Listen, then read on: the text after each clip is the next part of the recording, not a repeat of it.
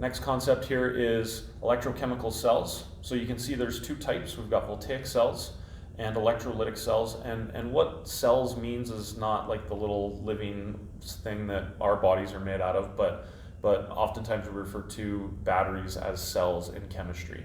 And so we have two types here. One is spontaneous. The voltaic cell is a spontaneous reaction, and an electrolytic cell is a non-spontaneous reaction. We're going to hit up examples for both types and get you on your way. So the first thing I wanted to point out was the setup of these cells. So here's a voltaic cell, and actually the voltaic cell has two different types of setups that they could be in. So we've got the salt bridge setup, which is this diagram right here, and then we've got the porous cup setup, that is this diagram over here. Now what you'll see underneath is something that we call cell notation.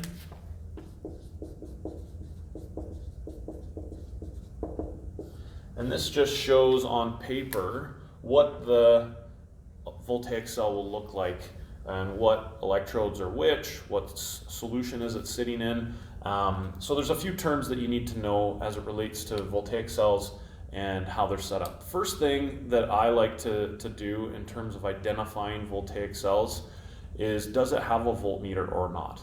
If it has a voltmeter, then that's a voltaic cell. So you can see both these diagrams have a voltmeter hooked up to them. So there it is. Another term that you need to know, if you don't remember from junior high when we did a little bit about this in Science 9, are electrodes. And what electrodes are is just a chunk of mostly metals. Sometimes it can be a non-metal like carbon, but it's just a substance that will conduct electricity or an electric current, so that the circuit can be completed and these electrons can flow through this entire setup. So that's the electrode. The electrolyte is just a solution that contains ions. So in this beaker here, we're going to have an electrolyte. This beaker here, we have an electrolyte. You can see in this porous cup example that I've labeled everything from the cell notation into the actual diagram. And so right here you can see this is all stuff that is connected into one area. So this is what I've put into the porous cup. You can see my electrode is copper, and that's sitting in copper sulfate solution. So copper 2 ions and SO4 2- ions. Remember that those are soluble in water, so that's why we dissociate them into their ions. Over here in the beaker on the outside is the zinc electrode with the zinc ions and the nitrate ions, just found right here. This double line in cell notation either represents the salt bridge or the porous cup, depending on what setup you decide to draw. You will see both types of setups in questions that are given to you. Something else to note as well is this porous cup right here is just that, it's porous. So it's got little holes in them, and this allows for ions to move, and we'll talk about what that means exactly in terms of where the ions are moving and stuff like that as we get further into the example. But that's what this porous cup is all about, is things will start to move back and forth as that electric current is generated through the spontaneous reaction. So we're going to look at this example in a little bit more detail, and I'll have this labeled, all of these things labeled into this diagram as we move on, and let's get started. So here's the example of the voltaic cell and how it's been labeled. You can see I've put in the different substances that were in the cell notation down here. All you really need to look at here and see what correlates is that right here I've got everything in this beaker, and then everything on this side of the salt bridge goes in this beaker. The two things that are on the end are my electrodes right here.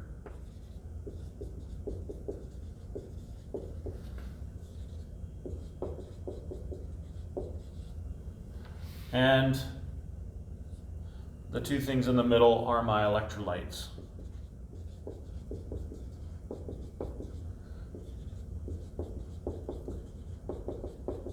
So this just helps you understand how things go into the beaker and how things get set up. So now that we've got it set up, what you need to understand now is that all of these substances here are all connected.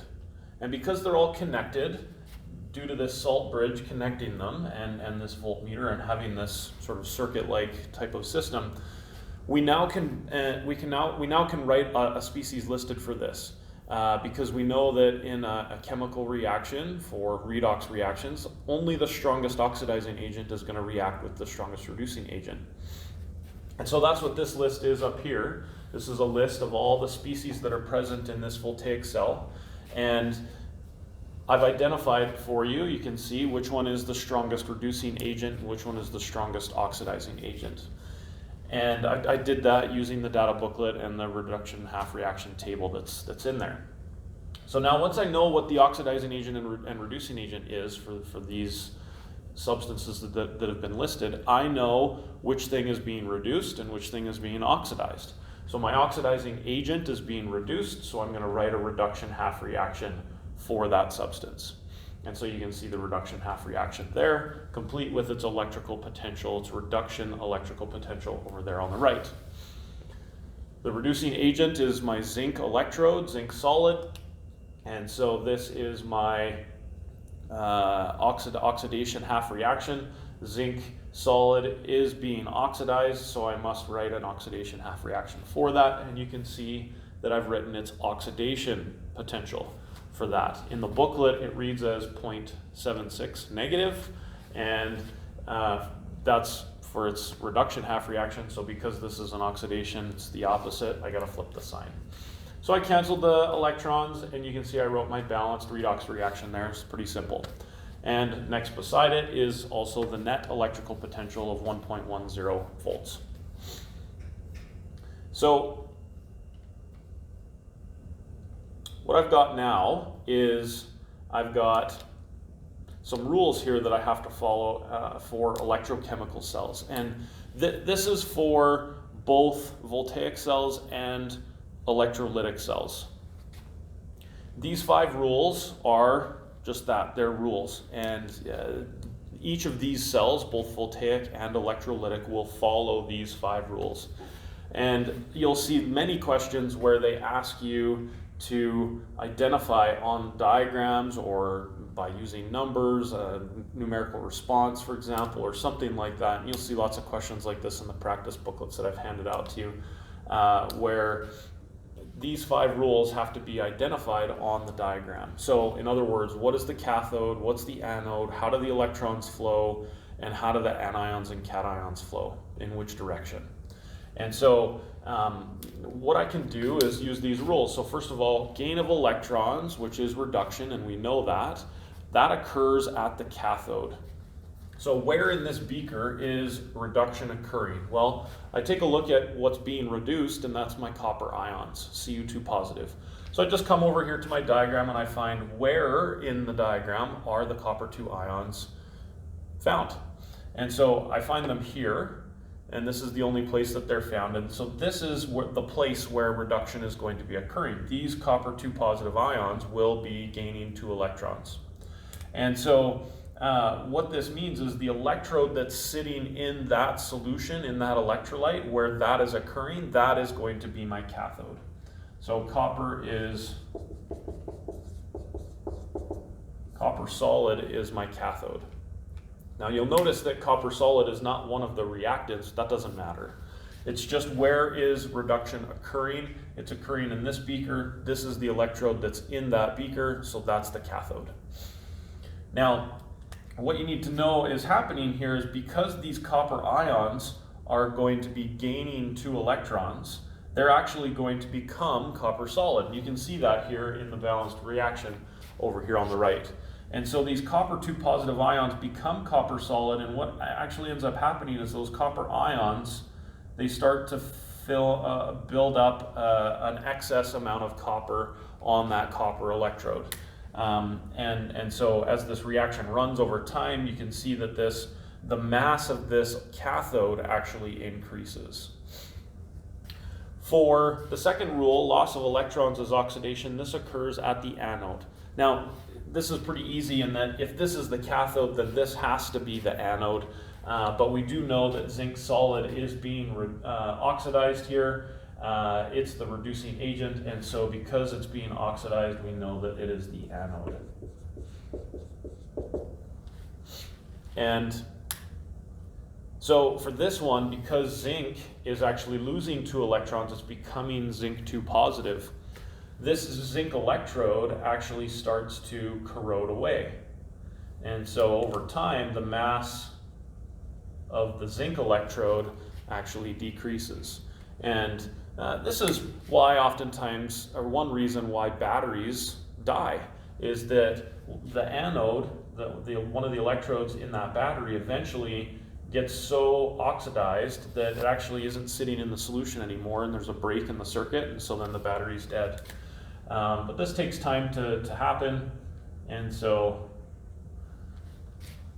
but the mass does decrease over time as this battery runs. Now, step number 3 is telling us which way do the electrons flow. So we know the electrons flow from the anode to the cathode. Usually it's just labeled like this. The electrons are flowing in that direction. So we can label it on the diagram like that. And then lastly, the last two, fairly simple. Cations will flow to the cathode. That kind of seems to go together. And anions flow to the anode. And so my anions will flow in this direction. This guy will go up through the salt bridge and this way. And my cations will flow to the cathode. Like that. And so now on the diagram, we've labeled these 5 rules of what's happening in this cell. And that's what you need to know about voltaic cells. I'm going to do another example, and I'll be right back. So here's the last example for voltaic cells. You can see here I've got the cell notation up on the top, and then I've labeled everything in the diagram down below, and then I've listed my species present for this chemical cell so that I can identify my strongest oxidizing agent and my strongest reducing agent. So oftentimes what you'll see in questions is they will give you just this diagram, and they'll label things in, and then they'll ask you a bunch of questions. A number of questions they could ask. They could ask you any one of those 5 rules. So which way do the electrons flow? Which one's the cathode? Which one's the anode? Or they could ask all 5. Or they could ask you, what's the balanced chemical reaction that comes from this? And so there's a number of things that you should be able to do as it relates to identifying information with voltaic and electrolytic cells. So here's my species listed. You can see I've picked out which ones are being oxidized and which ones being reduced, and written the half reactions over here. I've balanced the electrons out, canceled them out, and written the balanced equation. What you can also see here is that the net electrical potential, again, is positive, as it was in the previous example, and this matches with what we know about voltaic cells, in that voltaic cells are spontaneous redox reactions. The last thing I want to point out with this example is that you can see here I've got a carbon electrode. And so we have 2 types of electrode, or 2 electrodes that are considered sort of a special type of electrode, and they're called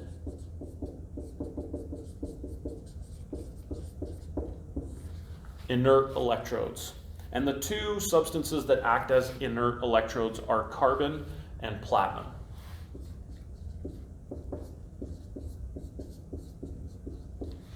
So you'll see them labeled like this. All this means is when they're inert, it just means that they are not taking any part in the reaction that's occurring.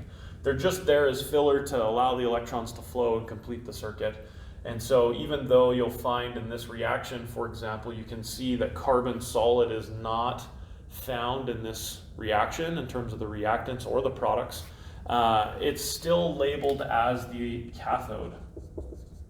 And this is the cathode because reduction is occurring with these 2 substances right here. Reduction is occurring in this beaker. And so because reduction is occurring in this beaker, this chunk of substance that's conducting the electricity through, that's the cathode. That makes this the anode, which means the electrons are going to flow in this direction from anode to cathode. The anions are going to flow to the anode, and the cations are going to flow to the cathode. In the 2 examples that I've done here, it's just merely coincidental that the cathode ended up being on the left. You can have the cathode on the right. It all depends on how it was set up. If I had stuck all of these things in the electrolyte over here and these ones over here, then this would have been the cathode and this would have been the anode. You just have to identify where is reduction occurring, and then that's the cathode. And then you know the other electrode has got to be the anode, because there's only ever going to be 2 electrodes in these examples. All right, we're back with electrolytic cells. And the thing that you need to remember about electrolytic cells, if you remember earlier on in the video, is that they are a non-spontaneous reaction. The main thing that electrolytic cells are used in is electroplating metals. And so here's an example of how you could electroplate something. Electrolytic cells are always hooked up to a power source. And so this is how you distinguish it from a voltaic cell. Voltaic cells are always hooked up to a voltmeter. Electrolytic cells are always hooked up to a power source. So you can see that this power source is just some kind of battery or something you plug into the wall that provides electrons for this reaction. And you can see that it's in an electrolyte solution of copper 2 sulfate. So we've got copper ions and sulfate ions. Over here we've got our quarter that we're going to electroplate using this solution to plate it with copper. And then an inert electrode over here, just a chunk of graphite. So I've listed my species present. Again, this list is a lot smaller than some of the other ones that we've done. And then I've looked in my booklet and identified what my strongest oxidizing agent is and my strongest reducing agent. Then I've written those 2 half reactions down here below.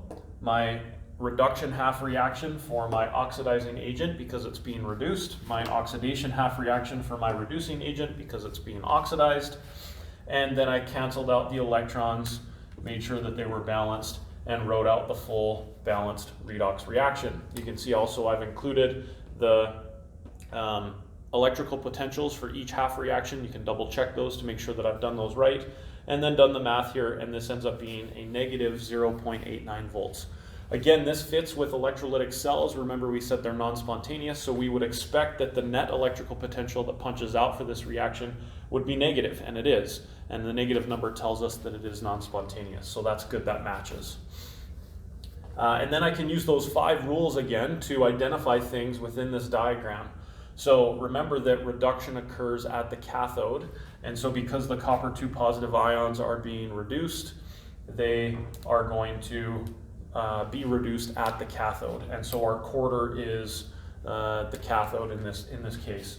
Then the other electrode here is my anode, because that's where oxidation is going to occur, and my electron flow moves from anode to cathode.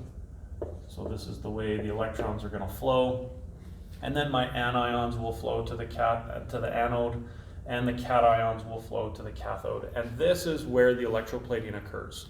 So as these copper ions move towards this quarter, and as the electrons move towards the quarter, this is where the reduction is going to take place. And then that's where these copper ions become copper solid, and it plates a layer of copper metal onto the quarter, or whatever it is that you might be electroplating. Could be a key, could be any sort of metal that you'd stick in there that you wanted to plate with copper, you could do that. And I guess just as long as you're not picking an oxidizing agent that's stronger than copper. So that would be one stipulation for that. And so that's it. There's lots of different things that we can plate with different metals. You've heard of chrome plating before. We'll look at some examples of that in the next video as we look at Faraday's law, so look for that one. And one more example that you need to be aware of as we talk about electrolytic cells is this special situation of the electrolysis of brine solution. So if you've ever heard of brining a turkey, that just means the turkey sits in salt water. So when we're talking about the electrolysis of brine, we're just talking about hooking up some salt water electrolyte to 2 inert electrodes and hooking it up to a power source, and then letting that run. Now the reason why there's a power source here is because, remember, these are non-spontaneous reactions. So essentially what we're doing is we're forcing the electrons to move in a direction that they don't want to go. If we just let it sit naturally, it's going to do nothing because it's non-spontaneous, as we've said. But if we push those electrons and give them, it's like pushing a ball up a hill. We could get it to do it, it just won't do it on its own. And so that's what's happening here. Same thing with this one. This is again an electrolytic cell, so electrolysis of brine. You can see that I've listed out my species present here, and I've identified my strongest oxidizing agent and my strongest reducing agent as per the chart. Now, the interesting thing here with this one, as you probably have seen, is how can water be the strongest oxidizing agent and the strongest reducing agent? Is water reacting with itself? My life experience doesn't really tell me that that's the case. And you're right, water doesn't react with itself. And this is for some strange reason, and we don't know why this occurs. Actually, water is not the strongest reducing agent in this reaction. It is the one that's lower on the chart, but for some reason, chloride ions is the reducing agent in this reaction. And if you find it on the chart in the reduction half reaction table, you'll notice that it's a little bit higher on the chart than water is. So everything that we've learned so far to this point would tell us, hey, the chloride ions is not going to be the strongest reducing agent because it's a little bit higher on the chart. But it's just the way that it works. It sort of breaks the rule that we've been learning so far to this point, and we call this the chloride anomaly. And we just don't fully understand why this happens. All we know is that it does happen. And so this is just something you have to memorize as well. You need to know this rule. So when we start jumping into assessments for this unit and things like that, you will be tested on this concept of the chloride anomaly. And so whenever you see the electrolysis of brine solution, that needs to trigger something in your mind that says, okay, yeah, this follows this chloride anomaly, so I got to make sure that the chloride ions are my strongest reducing agent for the reaction that I'm going to write down. So I didn't write out the reduction or the oxidation half reaction for this. I want you to do this on your own. But to check your answer, you should also calculate the electrical potential, the net electrical potential for this reaction. And so again, because it's an electrolysis, an electrolytic cell, we know that it should be a negative number. The answer is negative 2.19 volts. So if you're picking the right half reactions and you're adding them up together properly, and you're canceling out electrons and writing the balanced reaction, you should get this number. And if you've got any questions, you can let me know. That's it, guys, for electrochemical cells. Hopefully this was helpful, and we'll see you in the next one.